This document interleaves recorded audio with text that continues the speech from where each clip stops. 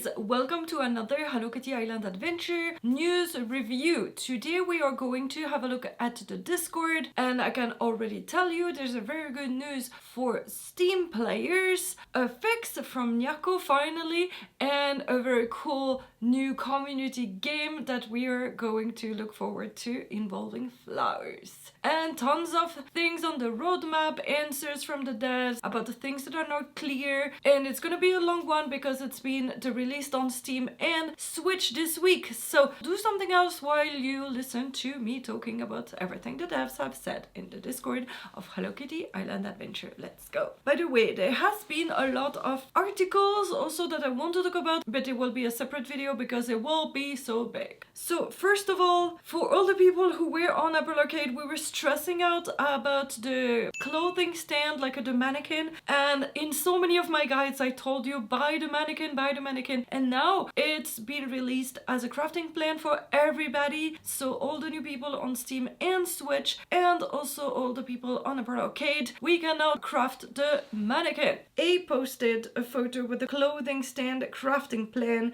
and Chelsea said, "May you never need clothing stands in shop again." Yay! Dinosaur said, "I think it's been said, I may be wrong, but something about there not being a new area and or character until 2026. So maybe they're finally utilizing Icy Pixel kind of make up for it." And Chelsea said, "This ain't true." So that means that by the end of 2025 we might have even more places. That's interesting because I thought they would take time to finish Imagination Island. That has not been called Imagination Island yet. This is just pure speculations. You know, CT Town and such, and Icy Peak and everything. But maybe there will be more characters to CT Town or something like that. We'll see. Jesse said, "We've had more requests from some sort of outfit customizer than we had for shoes." The sad thing is that because putting the character's feet in the shoes would mean changing the height, it actually messes with all of their animations, so it's a lot more work than it seems. I've asked more than once.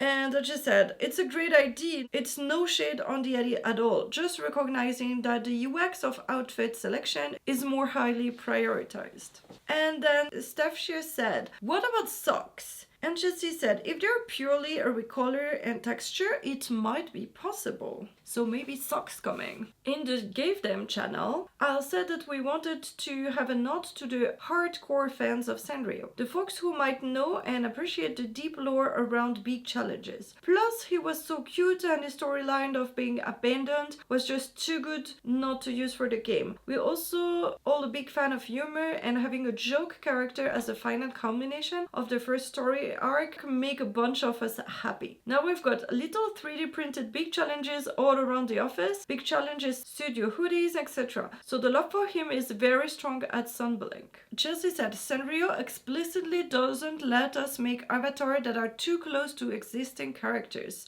but we always take new avatar species suggestions." I think there is one feedback for that. Livid Bull 4440 said, "I keep telling people about the game and they flat out told me they only made a game because of the South Park reference. This is false, right?" And Chelsea said, "It is false. The game is what we wanted to make. The name came after we'd already decided what to make. It just happened to be the perfect name for a game about going on adventures with Hello Kitty on an island." Chelsea said, "The 50th stuff will come back this year with a cool new event we have in the works. Don't worry, there's nothing permanently missable in the game. We try to limit FOMO as much as possible. We have a plan for more character sets and a hopefully pretty cool event where the Hello Kitty 50th birthday items will be featured. So both these things are coming, but in slightly different ways." Some people said there's no firecracker for me, and Chelsea said, "For the record, we have not found any save file where the firecracker were missing. Every save file we entered, we were able to find them. However, the experience was clearly still woo, so we are doing something fun regardless before the end of Luck and Lantern. And we're also adding to our event best practices with regard to the contrast of the event currency against the spawn locations, the actual locations they spawn at, and the clarity of dialogue to tell you where they can spawn, which we think will also help." A feedback that says, please add a mailbox here. Molly said, I'm tired of climbing the pipes all the time and doing some parkour and flying across the map just to get up here. And Chelsea said, Swampy, can you make a design ticket for this? Add fast travel to City Town West. Yes, please, I would love that too. A feedback that says, add an in-game camera emote. And Chelsea said, Swampy, can you make a ticket? Goal, create an emote that players can use in multiplayer to prompt each other to take selfies. Yes, because it's so unclear that you need to first take a selfie to be able to trade. So this is very important. Feedback that says an unstuck button would be super helpful. And Chelsea said, the solve for this is going to be making the minimap always accessible. Unfortunately, an explicit button would be difficult as we have to support many input schemas and interfaces, and we don't have much room left in the heads-up display for additional action indicators. Feedback that says more players for multiplayer. And Chelsea said, we're contractually obligated to keep the game consistent across platforms, but are seeing if there's any wiggle room to do something like this on a scaling basis that reflects the host spec. I think they said at some point they tried with 4 or 8, I don't remember, but they said that it was very fun, but so far a multiplayer is only 2 persons. A feedback that says outdoor furniture, and Chelsea said stay tuned. What does that mean? Does that mean that they're planning to do that? I think I've known more because I've read another interview article, but you'll have to watch my other video when I talk about these articles, because I think she answered kind of obviously not directly when and how, but she talks about that more in that article. So watch my other video. Blue Hours appeared, mentioned that they want to add all the characters eventually, and Chelsea said definitely not all characters given some licensing complexities. I think there was a slight misinterpretation of us saying there are over 450 characters, so we'll have content for a long time. Doesn't necessarily mean we're trying to add them all, but that means we'll have plenty when we need them. So I think they said they cannot add some characters already that would have already been here, like I think my Melody's small brother and things like that, because they are collab characters. So I don't know if in the future, if it becomes so much crazier and so well known, it will be easier to do the licensing deals or not, but still they still have hundreds before they run out. So regarding time travel, Hitsana commented on my video that they contacted Sunblink and they answered. We understand players use time travel for other games. As long as your HKIA is not opened or played when time traveling for other games, your save should be fine. So it's not in the Discord, but apparently this person said that was the email that Sunblink said, that if you do not open Hello Kitty Island Adventure while you time travel and you go back to the exact correct date, you should be fine.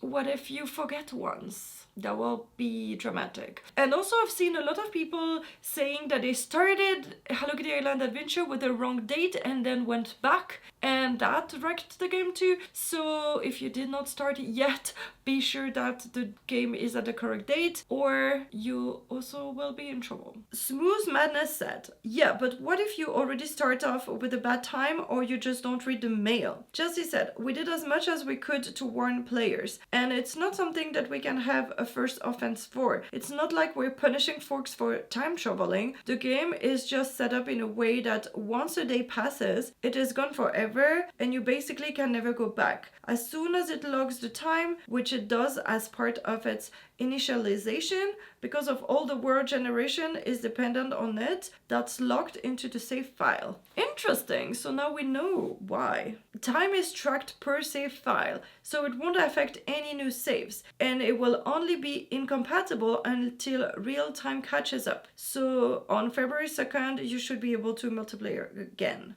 So that's interesting. So apparently, really, once you catch up, you'll be good forever.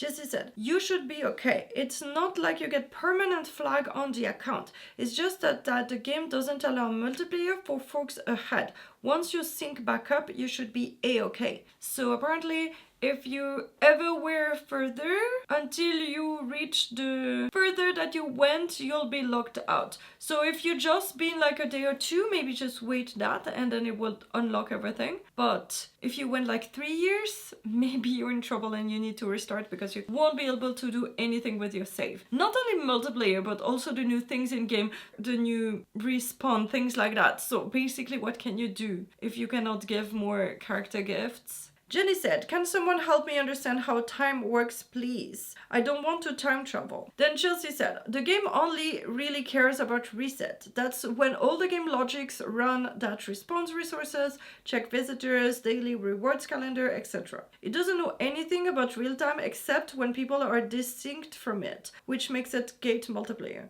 And in-game day-night cycle really just impacts critter and fishing respawn and some quests that need to start at a certain time of day. If you were in the past and corrected your time to the proper date, I would wait until reset and see if things correct themselves. You will, however, likely be back to the beginning of the reward calendar because you technically started the event over by going to next year, if that makes sense. But the very good news for Steam, Something said, we heard you. We understand that the standard/deluxe setup on Steam was confusing and inaccessible. We'd initially set it up to be at parity with other platforms, as one of our big goals is to provide everyone with a similar experience. Due to the game's overwhelming popularity, Valve actually contacted us to see about improving the flow. As such, we've been able to work together and make it so that Steam players can now upgrade from standard to deluxe. We appreciate everyone's patience. We tried to get this turned around as quickly as possible and apologize for the time when it was confusing.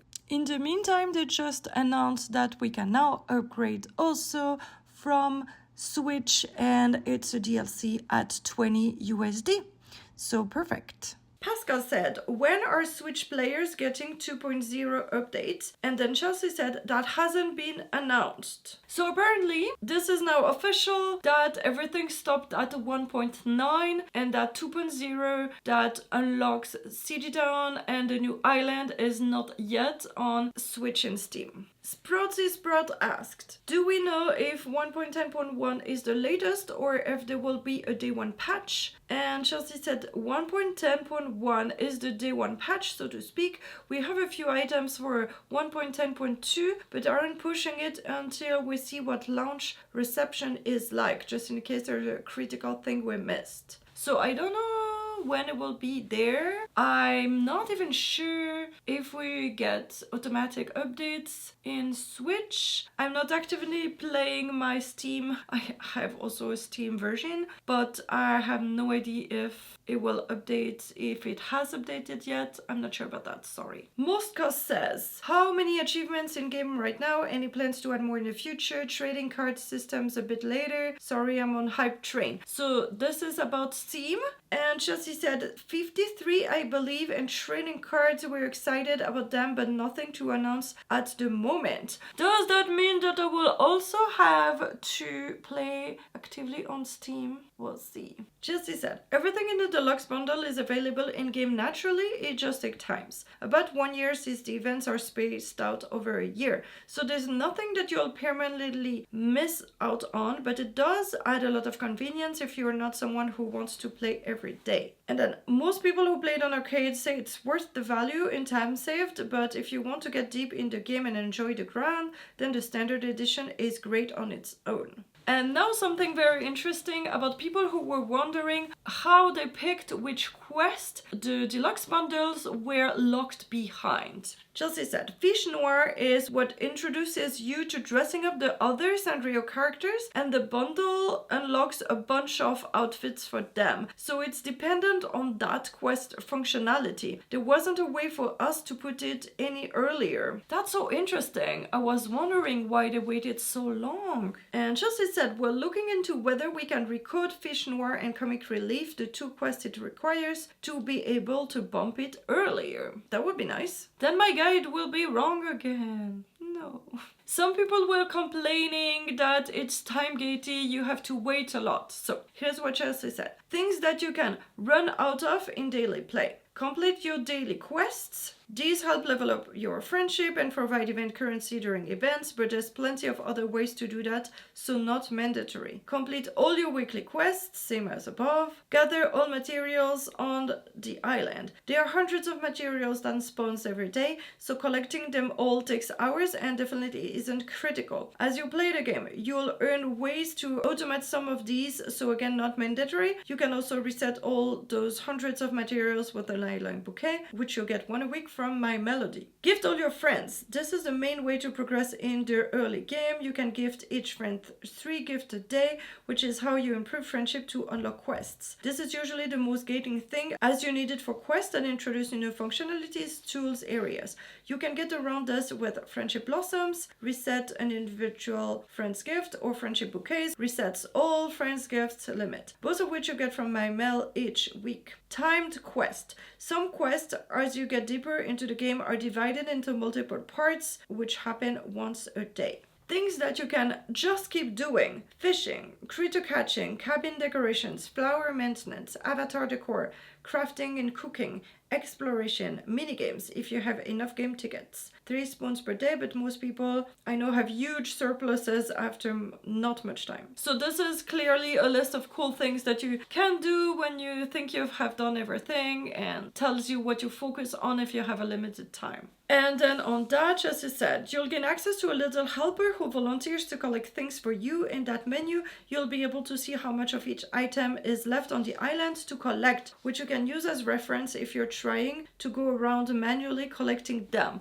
But once you've asked something, you cannot see this list again, because it's only when you ask them to collect. And just so you know, when you ask the Null to collect things for you, it disappears on the island, and then you only get that on the next day. So if you need it for today, do not ask them to collect something. It's more like, I will need that tomorrow, and a lot of them, and I don't want to collect them now, so let's do that. J. Gracie said, has anyone else started multiple save files? I started one other one with the thinking that once I finish enough quests, I could trade the deluxe item to get to my main one, but now thinking about it, I don't see a way to be able to do that with one device. And Chelsea said, we have things in place to prevent abusing the bundles in this way. So you don't have to focus on doing that, because this is only for your one save or another save, but you cannot transfer in between saves. Chelsea said, the top hat Gudetama not spawning until the next day was unintentional and will be fixed in the next patch. Jerry the Man says, with the price tag, I'd really like the devs to adjust a bit to the consoles. I don't want them to remove the time aspect entirely, but there are dev adjustments to make to increase playability when you've finished your dailies. And Chelsea said, unfortunately, we're legally obligated to keep the experience the same across platforms, so we aren't able to adjust tuning for the different audiences. Cozy said, we might be getting an easier way to collect items. Chelsea blinked twice if true. And Chelsea said, I think I said part 1 is coming to 2.3. Right, I forgot what I said when I was looking at the roadmap, and now I'm not by the roadmap.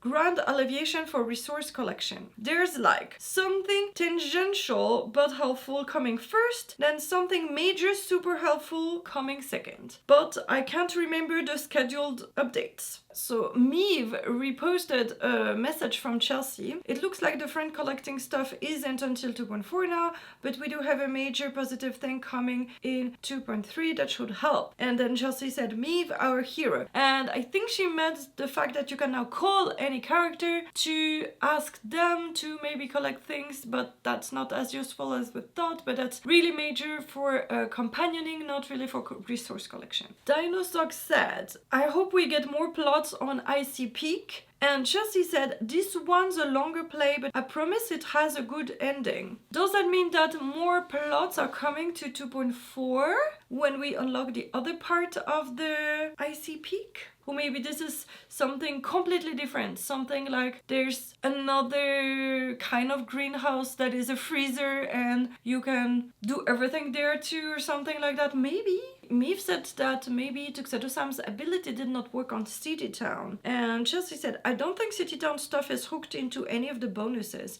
But I'll have to ask because there was a story beat in discussion when I left and I don't know if it's going forward or not. Does this ability worked at Imagination Cafe? So when you buy extra tea leaves and such, Meave said it doesn't, and Chelsea said, okay, then probably intentional. Feedback that says Peckle's CD shop when? And Molly said, oh my god, I did not think of City Town, but now that you've mentioned it, you're so right. It's the perfect place for Peckle's CD shop. And Chelsea said, truly it is. So maybe a music shop coming soon? Ash Bell said, is there any info on how Give and Gather will work on PC? And Chelsea said, we haven't designed 2026 Give and Gather yet, but it worked the same across all platforms. I'm wondering if she meant 2025?